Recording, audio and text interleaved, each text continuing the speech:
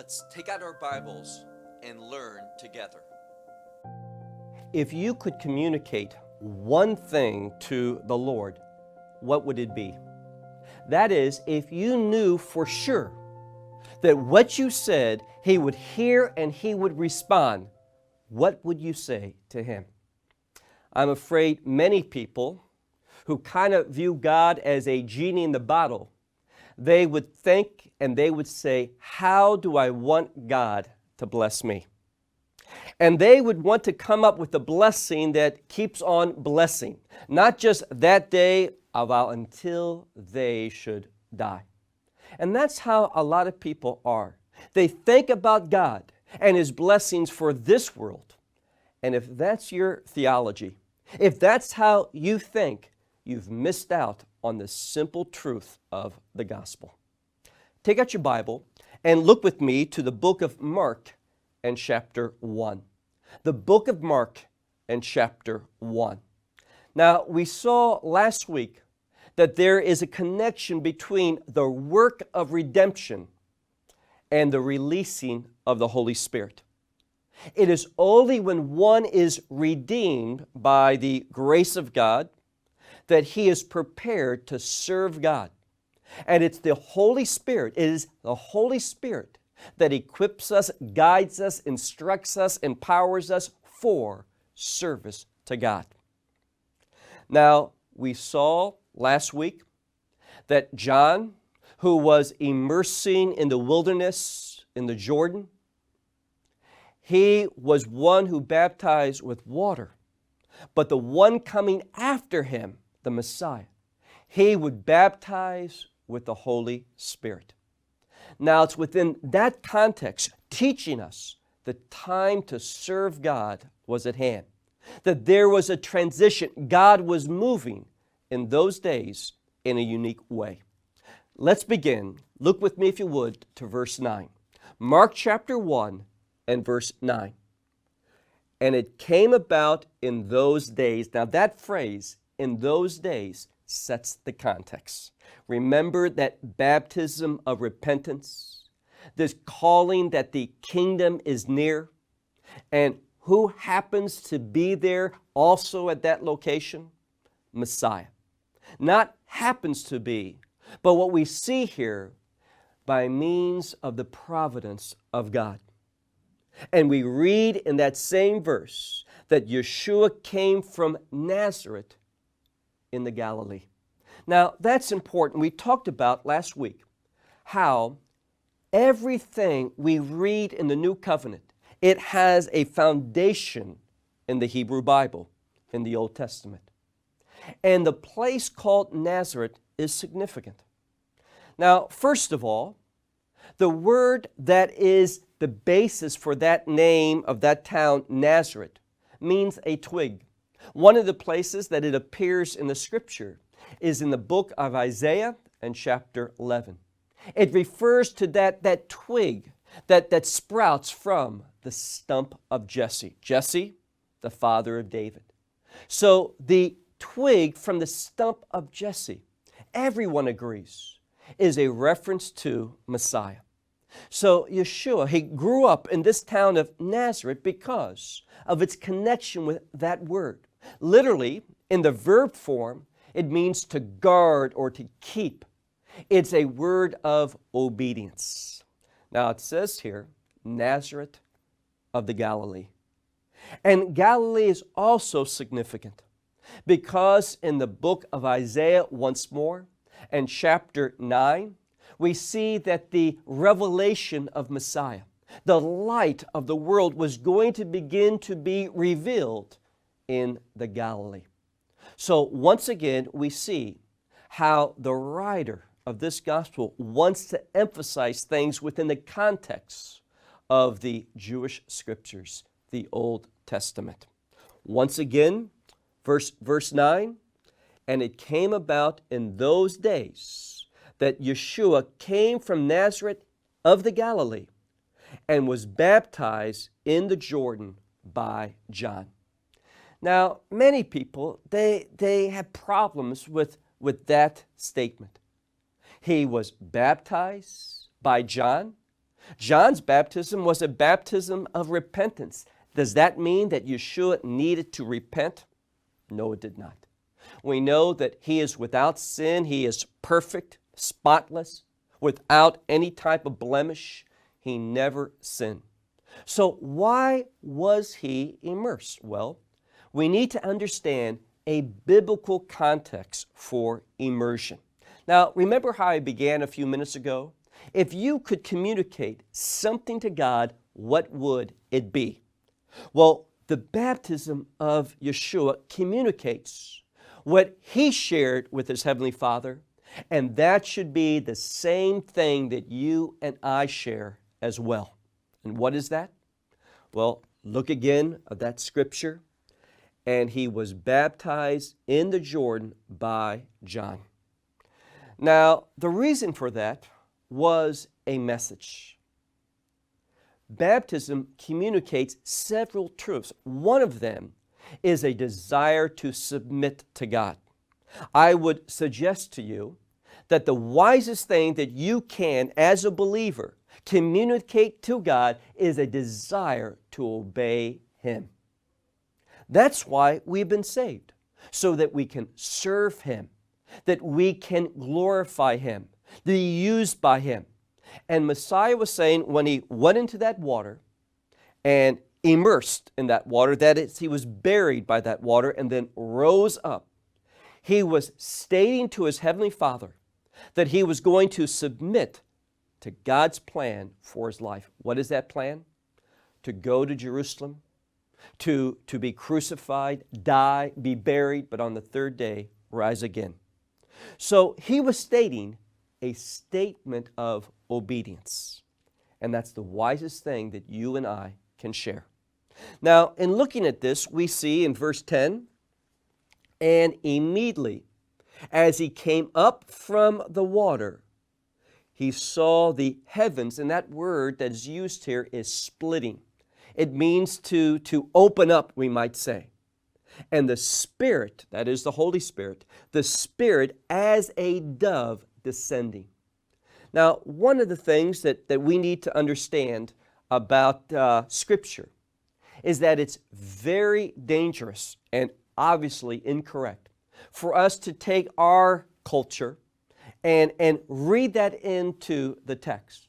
Oftentimes when we talk about the Spirit descending upon Him as a dove, well, we think of peace perhaps. We think of a dove being innocent or pure, and we bring those concepts. Now, Messiah is indeed holy, pure. He does indeed bring about the fulfillment of God's will. In one sense, that's the best description of peace. But we need to remember the biblical context.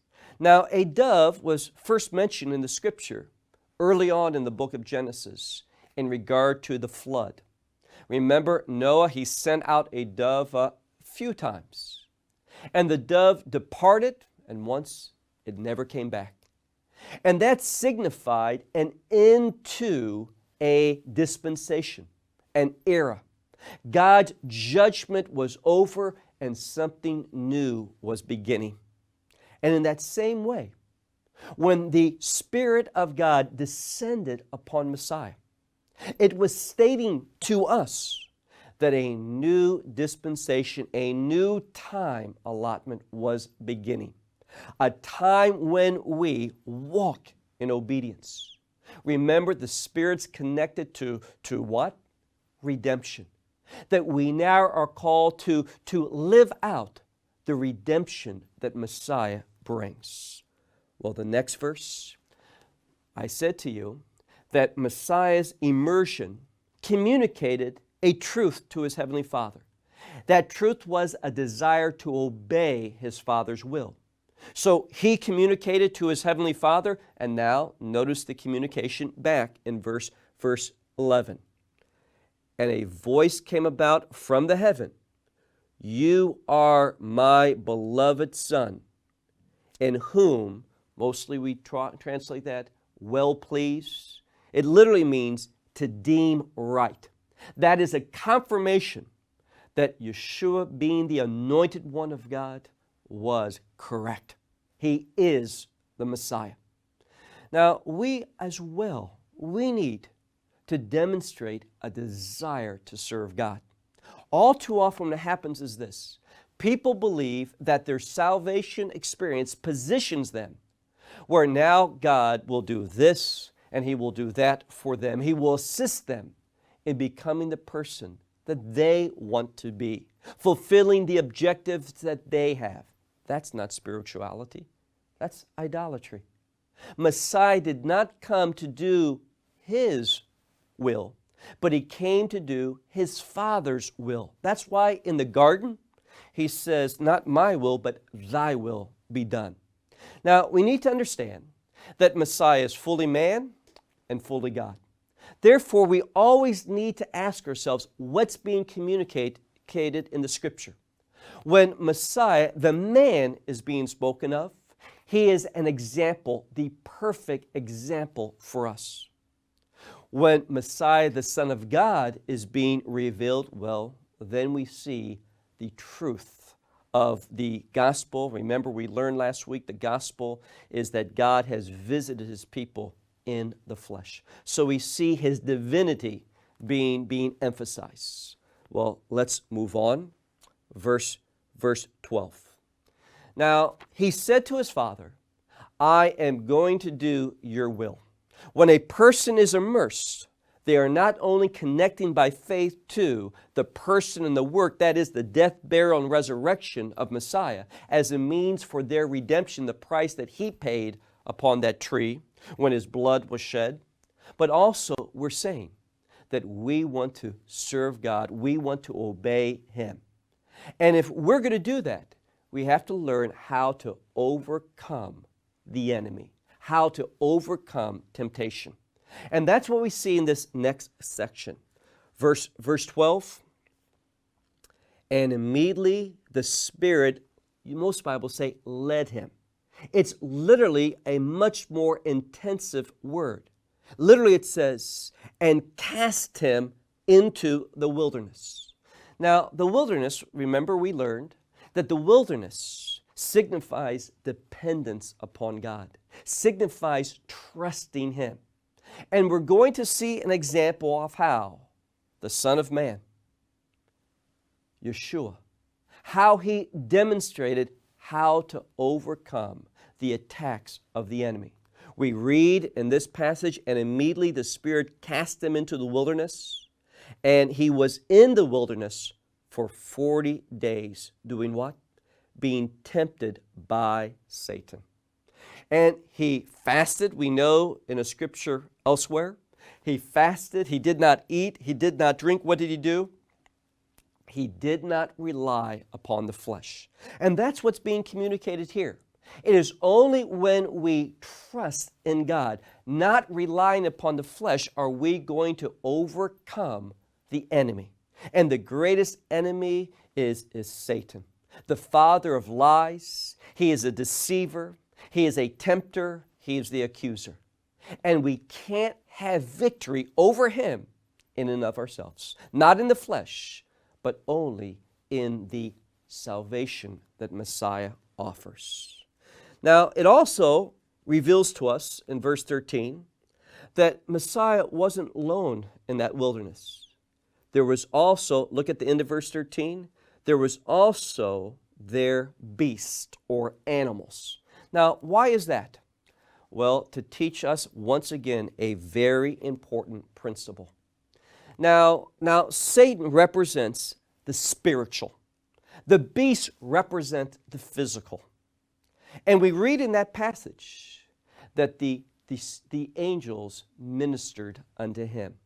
Now, what is trying to be conveyed here? Very simply. The angels took care of the beast, that threat. Now, imagine, not eating for 40 days, not drinking for 40 days. A person becomes weak. His body will give off an odor. The death of the flesh, the animals would smell that. They would come near. But who dealt with those physical enemies? The angels. Why? To teach us. We fight the battle in the Spirit. Any of our fleshly enemies, we leave those for God, for His angels to deal with. We don't need to focus upon them. We focus upon the truth, the spiritual truth. Well, there's another important passage that we see in this same section, verse 14. But after, meaning after this time, John was delivered over. He was in prison. Now, one important truth about John, we saw that this man was humble. He was committed. He didn't put any emphasis in his clothes or in eating at fine meals and places. He was committed to the kingdom. I mentioned last week, the scripture says of those born of women, meaning in a natural way, there was no one greater than John. John lived 30 years. The last part of his life, he was in prison. He was in prison for faithfulness, for speaking the truth of God. And his head was severed from his body because of that. Now, that tells us something. We can be exactly where God wants us, and we can be suffering. But God, just like He was with Joseph through all of his trials and turmoil, God will be with us. Now, John ended his ministry, and we read here that Messiah began his. Look again at verse 14. And after John was delivered over, Messiah came into the Galilee. Now, once again, that's important because the Galilee, as I said, Isaiah chapter 9, is the place where the light of Messiah is going to begin to shine. So He came into the Galilee, and what's that light that we're speaking about? Spiritual truth.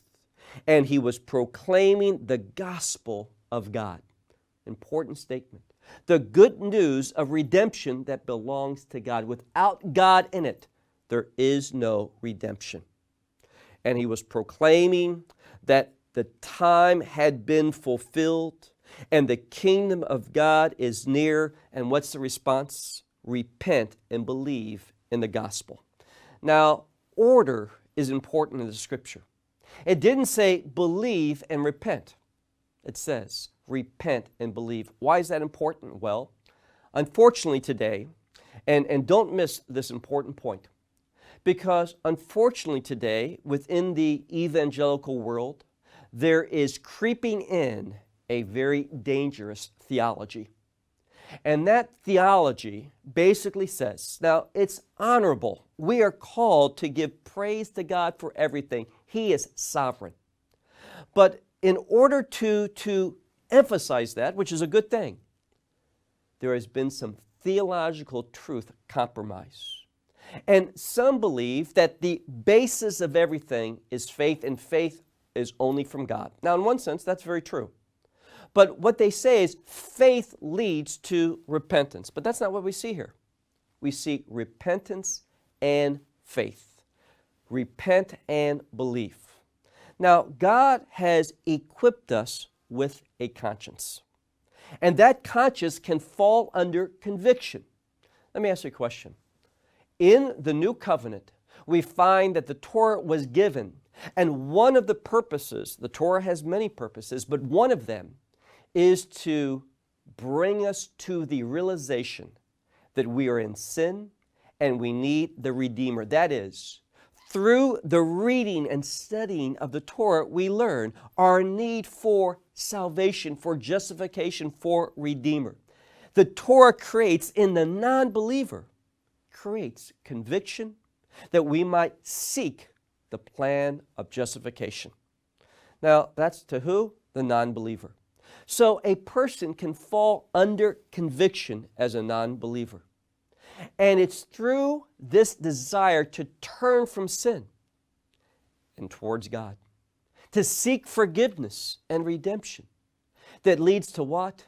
It's when we repent that God will supply the faith in order that we might be saved. So a very important order. Regeneration does not lead to faith, but faith leads to regeneration. That's the point. Well, let's continue on. One more section before we wrap up. Begin with verse 16. Now, in verse 16, a very important truth is being revealed to us concerning the continuity between the Old Covenant and the New Covenant. Now, one of the things that we have to realize is that the New Testament takes truth from the Old Testament and basically fleshes it out, we might say, giving perfect examples so that we can understand and respond. Verse 16, and he walked along the Sea of Galilee. Now, it's a double redundancy, we might say. He walked along the Sea of Galilee. It's to emphasize, in the Greek grammar, it's to emphasize this location. He was near the Sea of Galilee. Why is that important? Well, in Isaiah, in the Hebrew Bible, the last verse of chapter 8, I believe it's the first verse of chapter 9. But in that location, it tells us that the Galilee, the Sea of Galilee, is very important. That's going to be where Messiah is seen. In fact, there's a town, Capharnaum, which is right along the Sea of Galilee. You may know it better as Capernaum. That city was erected, it was established as a place for Messiah, because Messiah and comfort go hand in hand. Now, it was at that location, a spiritual location, one that's reserved for Messiah, that what happens? Well, we read in verse 16, and he saw Simon and Andrew, the brother of Simon. So it emphasizes here, he sees two brothers, and they were casting their nets into the sea. Why? For they were fishermen. Now that all makes sense to us. Verse 17. He saw them, that is, Yeshua saw them, and he gave them a command. Now, it's interesting that so often Messiah speaks in commands. That's how God speaks. Come after me, and I will make you to be fishermen of men. And immediately they left their nets and followed after him. Now, let me ask you a question. Does that ever bother you? I'll make you fishers of men. Immediately they leave everything and come to him. Well, anything, I guess, could happen once. But it's significant if we keep reading in this passage, we see it again to emphasize something more than a coincidence is happening. A random act taking place. Look, if you would, to verse 19. And he goes a little bit further, and he sees Yaakov, or James, the one of Zebedee, meaning the son of Zebedee, and John his brother. And they were in the boat, they were mending their nets, and immediately he called unto them. Now, what did he say? The same thing. Follow after me, and I'll make you fishermen, or fishers of men. And once again, they left their father, that is Zebedee, and they left him in the boat with the other hired hands, and they went after him. That is, they followed after Messiah. Now, why would they do that? Why? Once again, everything is rooted in the Scripture. Look with me back into the Old Testament, to the book of Genesis, and Genesis chapter 48. Now, there's a very well-known passage here, known in Hebrew as Birkat HaMashiach, the blessing of Messiah.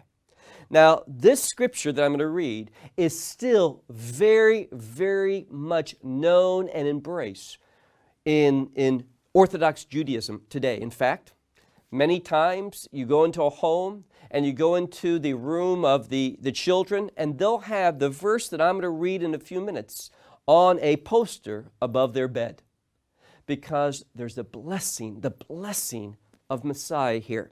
Look with me, as I said, to the book of Genesis, chapter 48 and verse 16. Just one verse. This is where Jacob blesses the sons of Joseph. Remember that unique blessing that he gives to them? Verse 16. The angel. Now that word angel can mean a servant, simply one sent.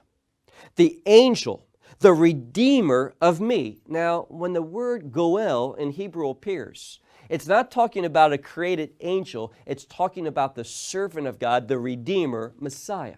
And it's for this reason that word Goel, the Redeemer, is there, that we get this understanding that it's tied to Messiah, Birkat HaMashiach, the blessing of Messiah. The messenger, the one who redeems me from all evil. Who else can do that but Messiah? To deal with all the evil. What's he going to do? He will bless these young men and will be called my name in them, the name of the fathers, Abraham and Isaac. Now, whenever we deal with the patriarchs, what should come into our mind is blessing or promise, the fulfillment, the outcome of the promises of God. So we see here this blessing. And what's unique about it? Well, again, verse 16. The servant, the one who redeems me from all evil, may he bless these two young men, and may my name be called in them, the name of what? Our fathers, Abraham and Isaac. And here's the key. Look at the last part of verse 16. Now, I've never seen an English Bible translate this properly, but the word dag means fish. And what it literally says in this passage at the end is that may they become like fish in a multitude upon the earth, in the midst of the earth, that they might become like fish. Now, why is that important? Well, because it was understood that there was a connection between fish and the promises of Messiah. Oftentimes you see driving down a road, a car, and it'll have a little fish on it, an ichthus, which is the Greek word for fish. It's an acronym, the meaning Messiah, Yeshua, Jesus the Christ, the Son of God. But the important thing is here. They understood this concept about being fish upon dry land as relating to the Messiah. So when he says, follow after me and I'll make you fishers of men, he was revealing himself as the Messiah. Where? In the exact location that Messiah was supposed to manifest himself. And that's why, not just once but twice, two brothers. And remember the context in Genesis 48. Jacob is blessing the two brothers of Joseph. It all fits together so that we can understand the person and the work of Messiah. Well, we'll close with this until our next study in the book of Mark.